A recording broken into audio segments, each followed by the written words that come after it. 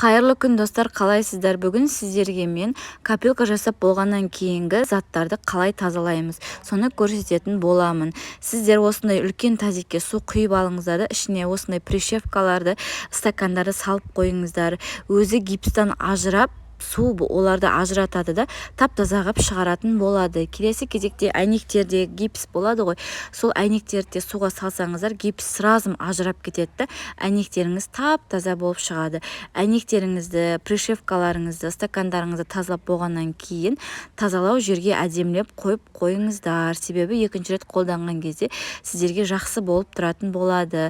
Ал келесіде осындай қалыптарыңызды ашасыздар да суға салып батырып қоясыздар.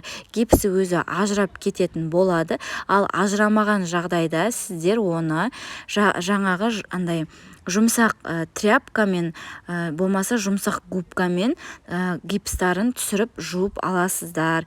Ешқашанда сіздер қырғышты қолданбаңыздар. Осындай жұмсақ тряпка қолданыңыздар.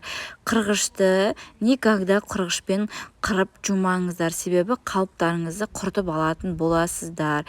Тек қана жұмсақ тряпкамен қолдарыңызбен жібітіп жуып аласыздар. Болды. Ешқандай қиындығы жоқ. Бірақ тек қырғышпен қырмауға тырысыңыздар.